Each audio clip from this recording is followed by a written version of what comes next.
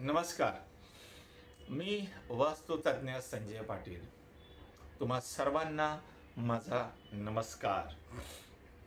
आपण पितृपक्षाच्या निमित्ताने जीवनाचं दर्शन घेतोय. फक्त मी एकटा सुसंस्कृत झालो, फक्त मी एकटा श्रीमंत झालो, फक्त मी एकटा सुशिक्षित झालो म्हणजे मी आनंदी, मी सगळ्यात चांगला माणूस, माझ्यासारखा नशीबवान दुसरा कोणी नाही, असं होत नाही. जसं मागच्या वेळी सांगितलं की माझ्याकडे सुलभता आहे, माझ्याकडे प्रचंड पैसा आहे, गाडी घोडे बंगले, खाणं पिणं सगळं आहे, आणि माझ्या बाजूच्या 2 घरं सोडून त्या घरामध्ये साधं जेवायला एक वेळचं अन्न नाही. अशी दरी जेव्हा वाढत जाईल, अशी संख्या जेव्हा वाढत जाईल, तेव्हा येणाऱ्या काळामध्ये ते जे गरीब लोक आहेत, ते गरीब लोक 2 वेळच्या जेवणासाठी कोणालाही मारायला तयार होतील, खलास करायला तयार होतील. का? कारण हा सुलभ पद्धतीने संपन्नतेने जीवन जगतोय आणि आमच्याकडे 2 वेळेचं अन्न नाही. ही जे काय पोटाची खळगी भरण्याचा जो भाग आहे ना, तो भाग आपल्याला या समाजासाठी करावा लागेल. म्हणजे मला जर सुखी जीवन जगायचंय, मला जर सुरक्षित जीवन जगायचं असेल, तर माझ्या आजूबाजूच्या समाजाला सुद्धा संपन्न करणं गरजेचं आहे. माझ्या आजूबाजूच्या समाजाला सुद्धा सुशिक्षित करणं गरजेचं आहे. माझ्या आजूबाजूच्या समाजाला सुद्धा संरक्षित करणं गरजेचं आहे, आणि ती माझी जबाबदारी आहे, कारण मला चांगलं जीवन जगायचं आहे. पितृपक्षाच्या निमित्ताने माणसाच्या जीवनाचं हे दर्शन आहे. माणूस फक्त आणि फक्त स्वतःचा विचार करतो. माणसाने फक्त स्वतःचा विचार करू नये, तर त्यांनी समाजाचा सुद्धा विचार करायचा असतो. हे पितृपक्षाच्या निमित्ताने आपल्याला लक्षात ठेवायचं आहे. पितृदोष, आता हा झाला सगळा समाज व्यवस्थेचा भाग. हे झाले सगळे आपले काही उपाय, की जी उपाय आपल्याला आपल्या जीवनात करायचे. ते जर केले तर आपण आपल्या जीवनामध्ये चांगल्या पद्धतीने जीवन जगू शकू, नाहीतर मग नाही. नाहीतर मग आजूबाजूला संघर्ष फिक्स आहे, आणि त्या संघर्षामध्ये आपण किंवा आपली पुढची पिढी ही पोळली जाणार आहे. आता लक्षात घ्या, पितृपक्षचा एक भाग आपण घेत असताना दुसरा भाग येतो, तो म्हणजे पितृदोष. हा पितृदोष म्हणजे काय हो? तर त्याचे 2 भाग आहेत पितृदोषाचे. एक तर पितृदोष म्हणजे काय, त्याची व्याख्या. पितृदोष लागतो म्हणजे काय, आणि तो कधीपासून लागतो, केव्हापासून लागतो, आम्हाला का लागला, कशासाठी लागला, ह्या गोष्टींचा आता उहापोह करू, त्याच्यावर उपाययोजना करू. पण पहिली उपाययोजना, ही जी काही 2 माझे लेक्चर आहेत ना, ती मुख्य उपाययोजना आहे, ती करणं गरजेचं आहे. ती करत असताना आज जे आता मी म्हणतो, ही सगळी पर्सनल उपाययोजना आहेत, ती आपल्याला करायची. आता पितृदोष लागतो म्हणजे काय, किंवा पितृदोष म्हणजे काय, सॉरी, तर त्याच्यातला पहिला पार्ट मी ऑलरेडी क्लिअर केलेला आहे. थोडंसं पुन्हा 1-2 मिनिटासाठी बोलतो. आपल्या समाजामध्ये मानवी जीवनामध्ये 4 आश्रम आहेत: ब्रह्मचर्य, गृहस्थाश्रम, वानप्रस्थ आणि संन्यास. या 4 आश्रमामधून आपल्याला जीवन जगायचं असतं, आणि असं जीवन जगत असताना पहिला 50-55 वर्षापर्यंत ब्रह्मचर्य, आणि गृहस्थाश्रम यांच्या माध्यमातून आपण फक्त आपला स्वतःचे विचार करतो. वानप्रस्थ म्हणजे समाजाला द्यायला लागतो आपण 55 ते 65 70 पर्यंत, आणि 65-70च्या नंतर आपल्याला संन्यास आश्रम करायचं असतं. म्हणजे सगळं सोडून फक्त देवाचं ध्यान धर्मा आणि कुठलाही लोभ मोह पैशाचं नाही, जे मिळेल ते खायचं, जसं परिस्थिती असेल तसं राहायचं आणि देवाचं नाव घेत घेत आनंदाने हे जग सोडायचं. असं जेव्हा माणूस जीवन जगतो तेव्हा आणि तो जगताना आज न उद्या त्याला मरायचंय, तो मेल्यावर त्या कुटुंबाला दोष लागत नाही. नाही तर आयुष्यभर पैसा पैसा अडका नाते गाडी बंगला घोडे यांचा विचार करत जेव्हा माणूस जगतो तेव्हा तो तडफडत अनिच्छेने मरतो, आणि तो मेला की ह्या कुटुंबाला दोष लागतो. हा एक भाग पितृदोषाचा. दुसरा भाग असा आहे की माणसाच्या जीवनाचं एक सायकल आहे. माणूस जन्म घेतो सेम ह्याच अवस्थेमध्ये, फक्त आता थोड्या वेगळ्या पद्धतीने बघू. लहानाचा मोठा होतो, मोठा झाल्यावर तो करिअर करतो. करिअर चांगलं झालं, नोकरी धंद्यामध्ये चांगला लागला का घरचे माणसं बोलतात की आता तू लग्न कर. लग्न झाल्यावर त्याला मुलं बाळ होतात. मुलं बाळ झाली की तो त्यांना लहानाचा मोठा करतो.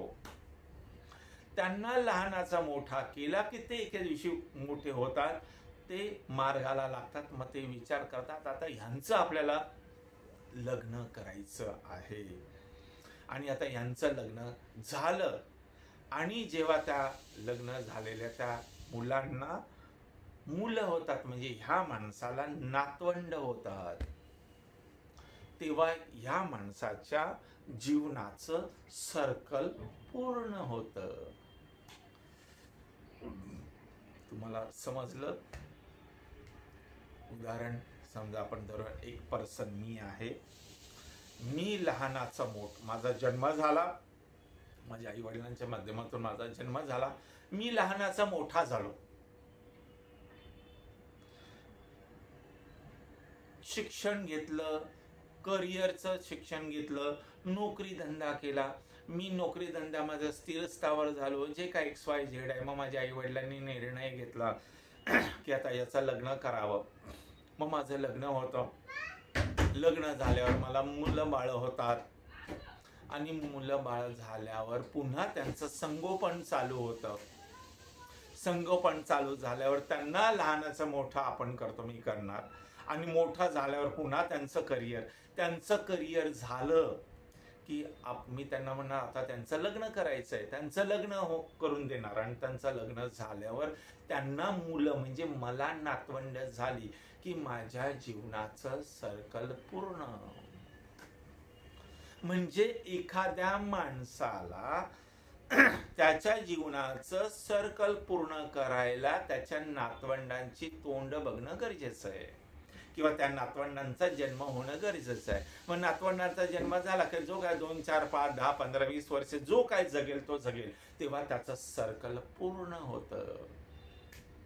आपण म्हणतो मी नातवंडांचं तोंड पाहिलं, आता मी मरायला मोकळा. मग तो 60च्या, आणि नॉर्मली अवस्था 60च्या नंतरच येते माणसाकडे, 55च्या नंतरच चालू होते ती. आपला साधारणतः लग्नाचा विचार केला तर 25च्या आसपास आपण लग्न केलं, आणि 2-3 वर्षांनी मूल झालं. म्हणजे वयाचं 27-28व्या वर्षी मूल झालं.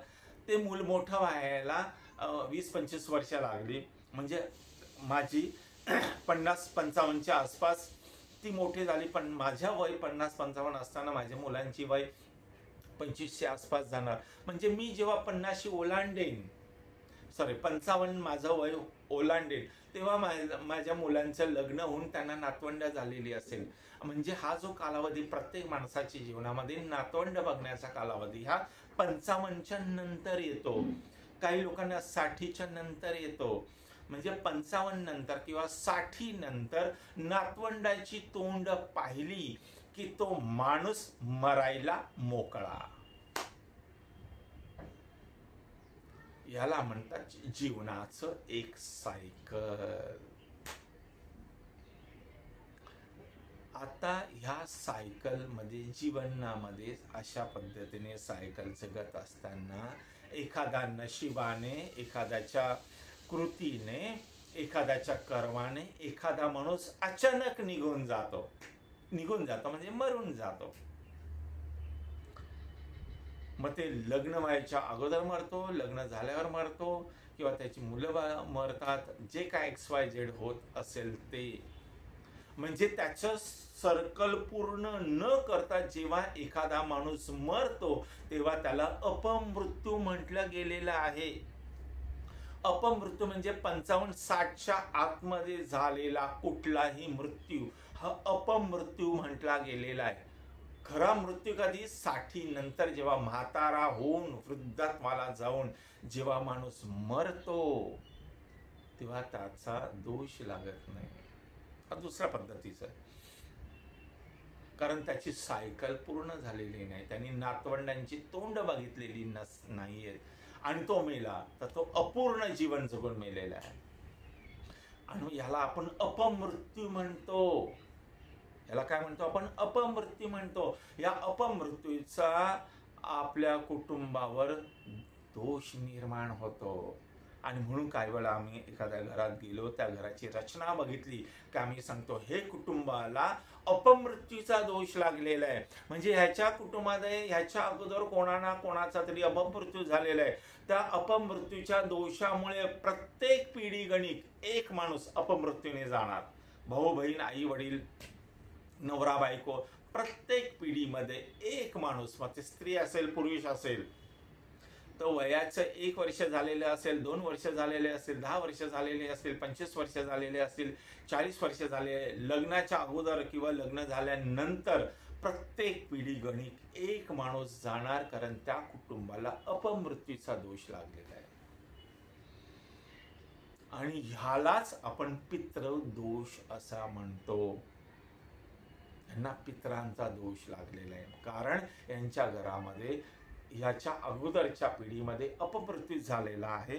आणि त्या अपमृत्यूमुळे काय होतं, त्या अपमृत्यूचा परिमार्जन न केल्यामुळे, त्याच्यावर उपाय न केल्यामुळे प्रत्येक पिढी गणिक, मग आजपर्यंत आणि आजच्या नंतर पुढच्या पिढीपर्यंत प्रत्येक पिढीमध्ये एक माणूस जाणार, अपमृत्यू पावणार, कारण त्यांना पितरांचा दोष लागलेला आहे.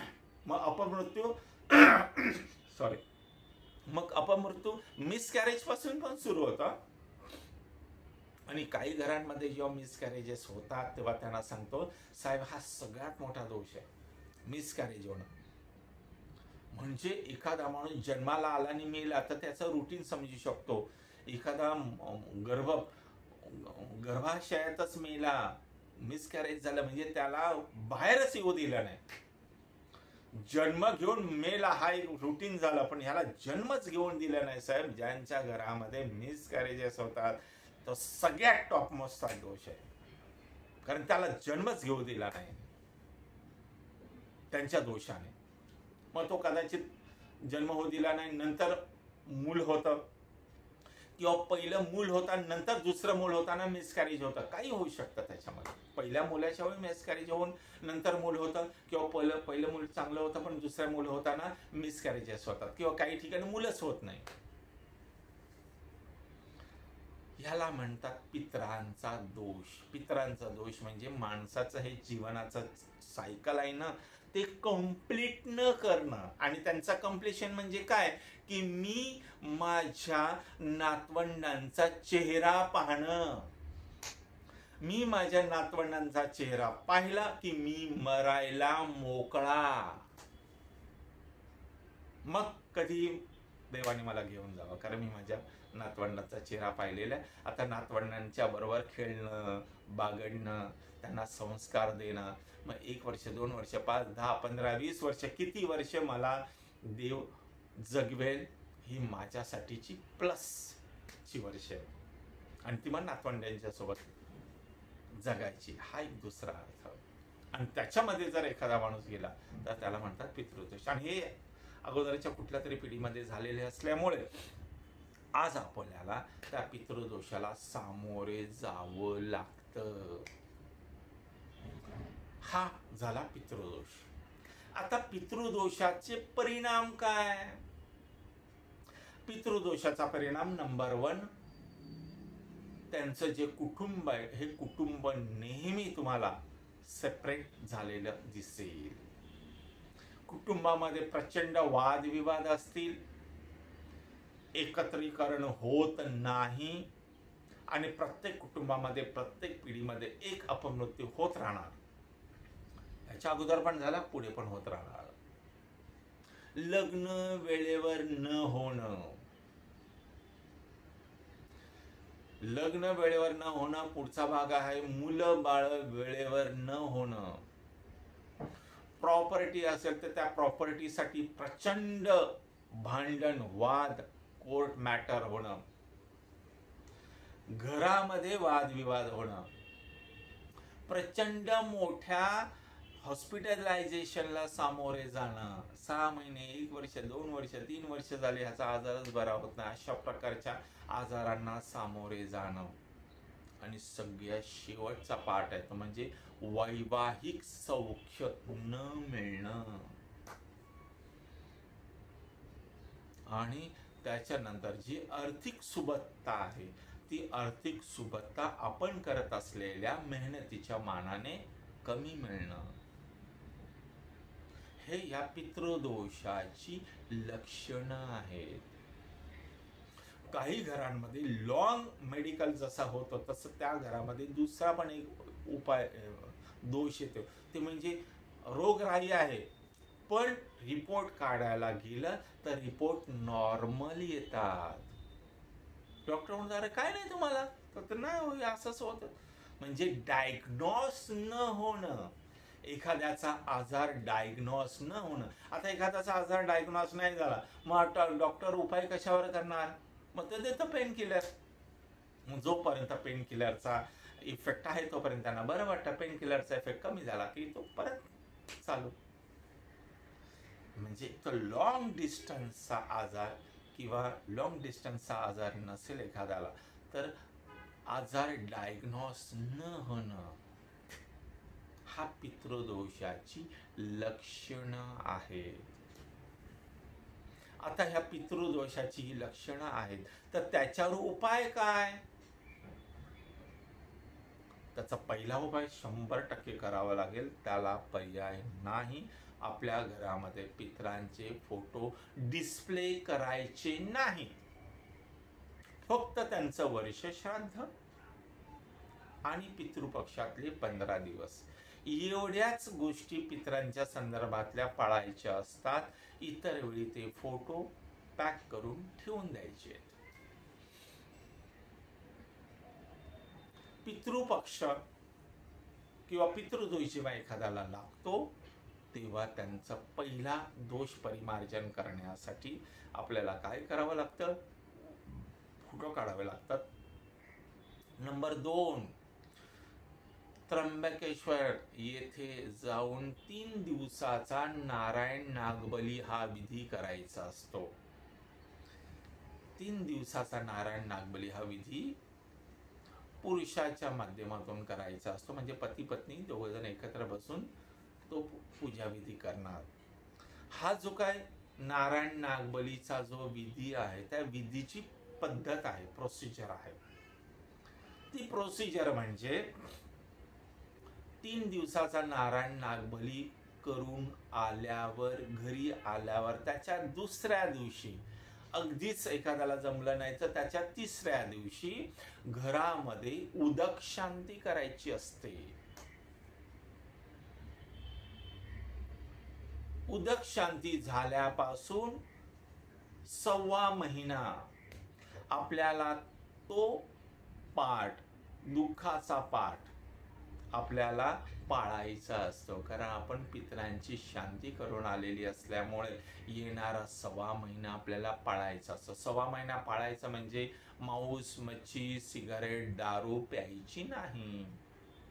तीर्थयात्रेला जायचं नाही. कुठल्याही कार्यक्रमाला, लग्न कार्याला जायचं नाही. त्यामुळे कार्यक्रमाचा पितृपक्ष नारायण नागबली करताना असा पिरियड करा की येणाऱ्या 1.25 महिन्यामध्ये तुमच्या नात्यामध्ये कुठलंही असं मंगल कार्य नाहीये.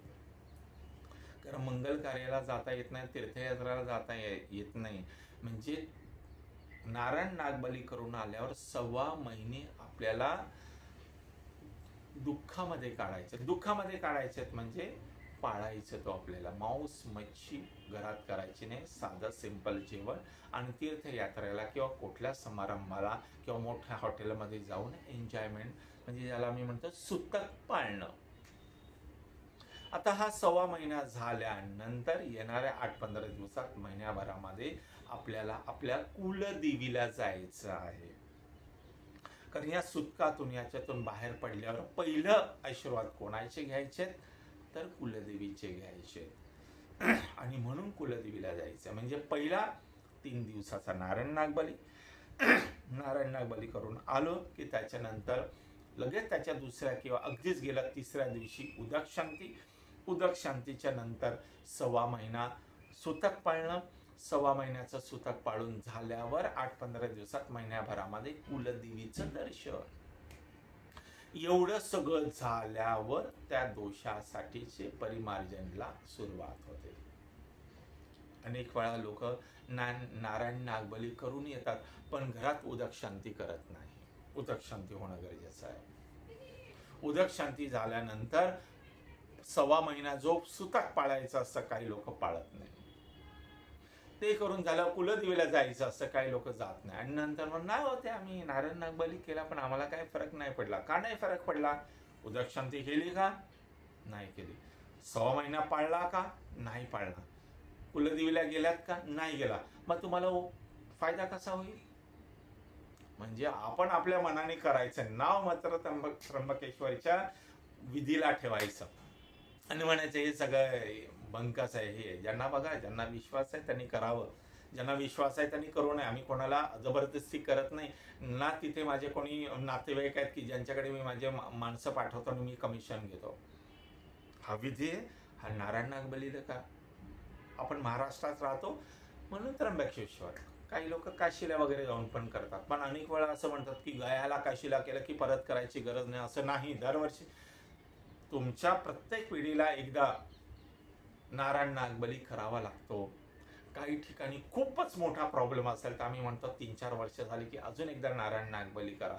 म्हणजे एखाद्या माणसाचे प्रॉब्लेम्स किती आहेत त्यावर आधारित 1 किंवा 2दा त्यांना नारायण नागबली करावा लागतो. करायला सांगतो आपण, तो कंपल्सरी आहे. आज करा, उद्या करा, परवा करा, करावं तर लागेल. त्यांची जी काय फी किती आहे माहिती का? 7-8 हजार रुपये फक्त त्यांच्या 3 दिवसाची पूजेची फी आणि आपले येण्या जाण्याचा खर्च. याचा विचार करायला गेला तर 10 ते 12 हजार रुपयेच फक्त खर्च आहे. 1,000 पुढे मागे होऊ शकतो माझ्या कॅल्क्युलेशन मध्ये, त्याच्यापेक्षा जास्त खर्च येत नाही. तो एक पाठ झाला. दुसरा पाठ झाला, एखाद्याला लगेच नारायण नागबली करता येत नाही किंवा काही वेळा नारायण नागबली करून सुद्धा काही वेळा लगेच फरक पडत नाही, कारण त्यांच्याकडला दोष खूप मोठा असतो. आपण म्हणतो मग 2-4-5 वर्ष थांबा, परत अजून एकदा नारायण नागबली करा. मग असं होऊ नये म्हणून आपण काय करतो, घरामध्ये त्यांना पाऱ्याची शिवलिंग आणायला सांगतो. काय सांगतो? पाऱ्याची शिवलिंग.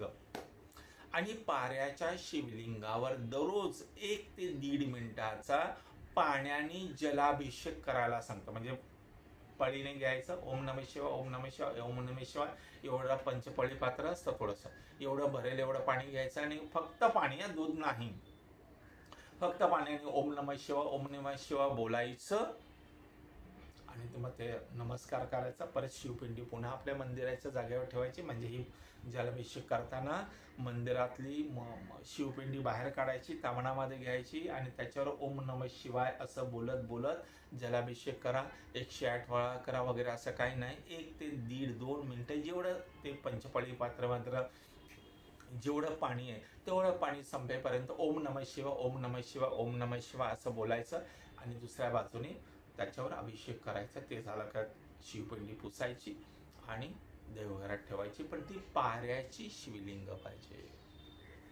हा एक उपाय, पण तो दररोज. हा उपाय कोणी करायचा? कर्त्या पुरुषाने करायचा.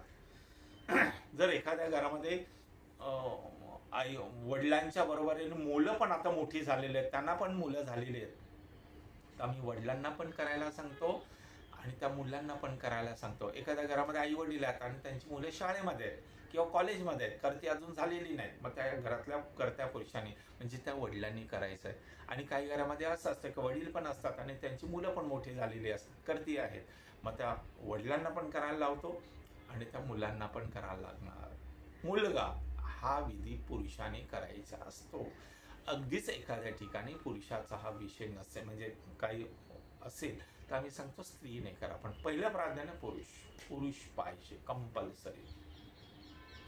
त्याच्यानंतर आठवड्यातून एकदा त्या घरातल्या पुरुषाने दर सोमवारी शिव मंदिरात जायचं. मग त्या पुरुषाच्या बरोबर स्त्रीने गेलं तरी चालेल, पण जाताना आपल्या घरातून पाणी घेऊन जायचंय. ते पाणी शिव मंदिरामध्ये तांब्याच्या तांब्यामध्ये ओतायचं. सॉरी, तांब्याच्या तांब्यामध्ये ओतायचं आणि तांब्याच्या तांब्यामधून ते पाणी हळूहळू हळू त्या शिवपिंडीवर ओतायचं. आणि हे पाणी हळूहळू ओतत असताना त्या पुरुषाने, कर्त्या पुरुषाने एक प्रार्थना घ्यायची असते की हे शिवशंभो, माझ्या कुटुंबातील जे कोणी व्यक्ती आहेत, जे कोणी पित्र झालेले आहेत, त्या सर्व माझ्या पितरांना शांती मिळावी, मोक्ष मिळावा, सद्गती प्राप्त व्हावी, यासाठी हे शिवशंभो मी तुम्हाला जलाभिषेक करीत आहे असं बोलायचं. शिवपिंडीला नमस्कार करायचं, डोकं टेकायचं, जे काय तुम्हाला बेल फूल वगैरे व्हायचं ते व्हायचं, नमस्कार करायचं, घरी यायचं.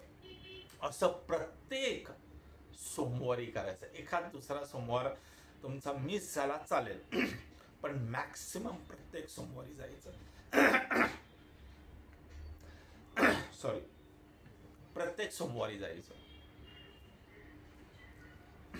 पुरुषाचं मुख्य काम आहे. पती पत्नी दोघं जण एकत्र गेले, सकाळी जा, दुपारी जा, संध्याकाळी जा, काही प्रॉब्लेम नाही, काही प्रॉब्लेम नाही, पण जलाभिषेक पुरुषालाच करायचा आहे. त्यामुळे दररोजचं शिवपिंडीवर अभिषेक 1-1.5-2 मिनिटाचं. आठवड्यातून एकदा सोमवारी शिवमंदिरात जाणं आणि शिवमंदिरात जलाभिषेक करणं. जल आपल्या घरातून नेणं, तिकडचं जल वापरायचं नाही.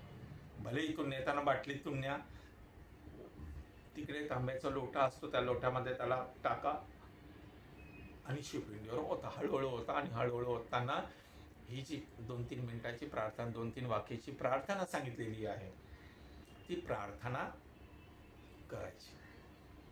त्याच्यानंतर प्रत्येक श्रावणामध्ये, श्रावणातला कुठलाही दिवस पकडा, आपल्या घरामध्ये रुद्राभिषेक झाला पाहिजे. आता रुद्राभिषेकामध्ये खूप प्रकार आहेत. एक साधा सिंपल रुद्राभिषेक, एक ब्राह्मण येईल, दीड ते साधारणतः 2 तास, 1.5 तास आसपास पकडा, त्या विधीला लागतो.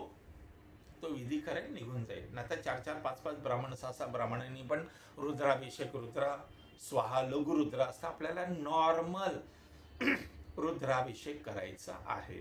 एका ब्राह्मणाने प्रत्येक वर्षी श्रावणामध्ये आपल्याला एक ब्राह्मणाला घेऊन रुद्राभिषेक करायचा आहे. उपाय क्रमांक 3 झाला. आता उपाय क्रमांक 4, आपल्या घरातले आई वडील, भाऊ बहीण, स्पेशली आई वडील जर ते गेलेले असतील तर त्यांचा वर्ष श्राद्ध तिथीनुसार कंपल्सरी आपल्याला करायचा आहे. कंपल्सरी. आई गेली असेल तर आईच्या तिथीवर, वडील गेलेले असतील तर वडिलांच्या तिथीवर.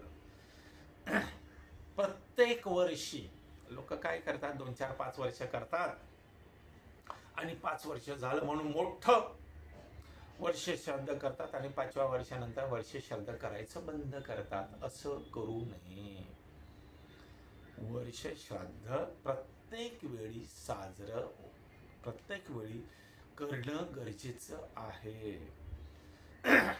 सॉरी, प्रत्येक वर्षी आईच गेली असेल आईच्या आईच्या तिथीवर, वडील गेले असतील वडिलांच्या तिथीवर वर्ष श्राद्ध होणं गरजेचं आहे.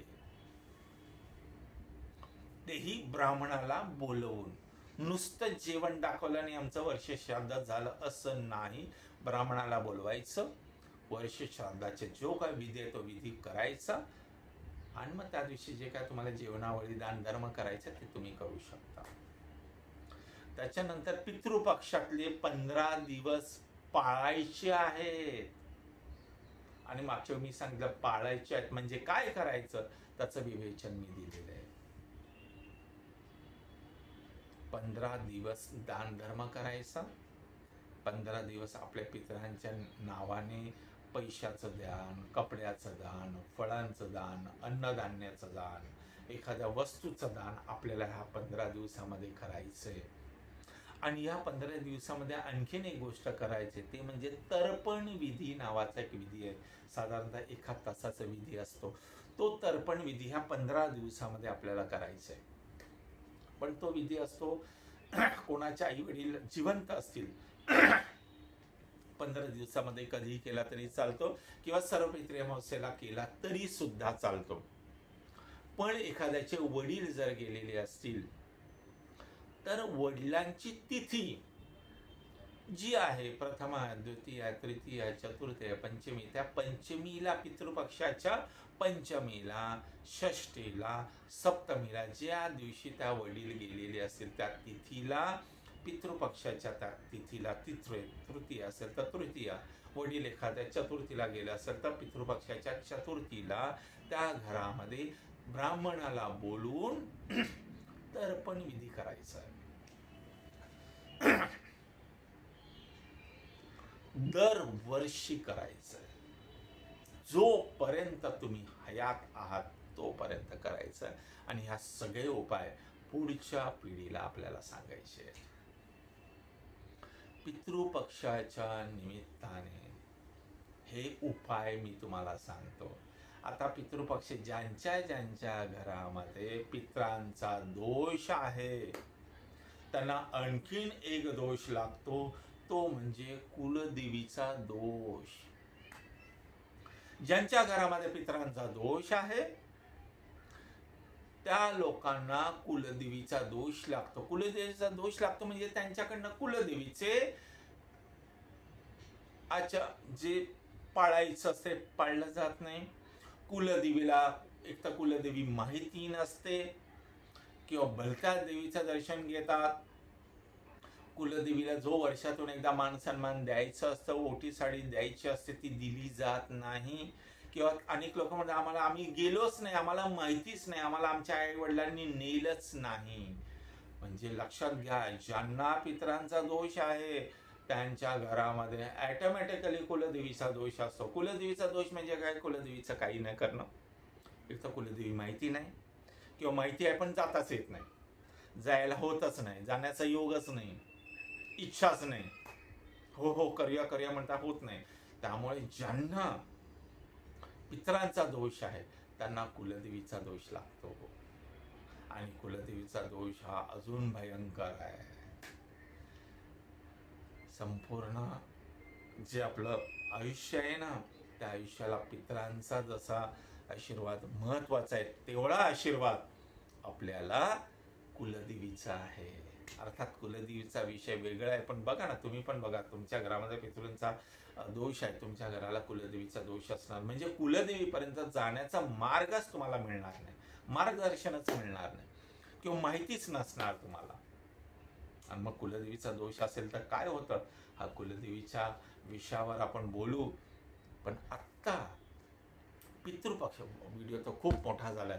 पितृपक्षाच्या निमित्ताने मी हे जे काही उपाय सांगितलेले आहे हे उपाय करा आणि हे करत असताना कुलदेवीचा पण हा दोष लागतो. त्याचा पण काही मी व्हिडिओ पुढे पाठवणार आहे, ते तुम्ही करा, सगळ्यांनी करा. आणि हा व्हिडिओ जेवढा जास्तीत जास्त शेअर करता येईल तेवढा जास्तीत जास्त शेअर करा. तोपर्यंत नमस्कार आणि धन्यवाद.